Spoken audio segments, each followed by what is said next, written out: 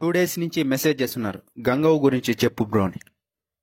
Gangavva topic అసలుకి ఏమీ లేదు, అందరూ ఊరికే క్రియేట్ చేసిందంతే.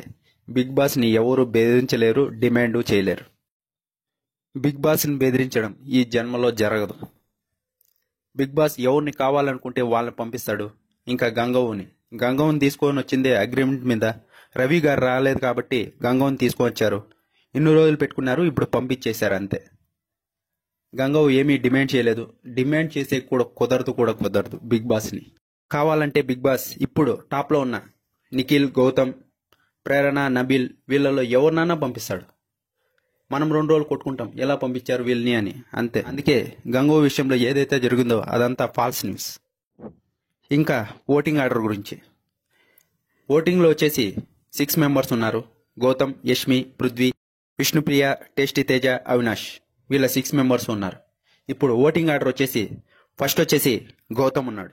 మీరు అనుకుంటూ ఉండొచ్చు నిఖిల్ అలాగే ప్రేరణ ఓట్స్ యష్మికి పడుతున్నాయని. యష్మికాయ కాదు, యష్మికి, పృథ్వీకి ఇద్దరికీ పడుతున్నాయి.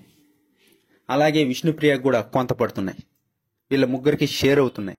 అంతేగాక యష్మికి కూడా కొంచెం నెగిటివిటీ ఉంది, దానికి తక్కువ ఓట్స్ పడుతున్నాయి. అలాగే పృథ్వీకి అంతగా ఫాలోయింగ్ లేదు కాబట్టి ఎలాగో తక్కువ ఓట్స్ పడతాయి.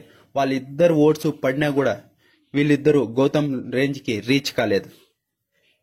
ఫస్ట్ వచ్చేసి గౌతమ్ ఉన్నాడు, సెకండ్ వచ్చేసి యష్మి ఉంది, థర్డ్ వచ్చేసి పృథ్వీ ఉన్నాడు, ఫోర్త్ వచ్చేసి టేస్టీ తేజ, ఫిఫ్త్ వచ్చేసి విష్ణుప్రియ, సిక్స్త్ వచ్చేసి అవినాష్ ఉన్నాడు ఓటింగ్ ఆర్డర్లో.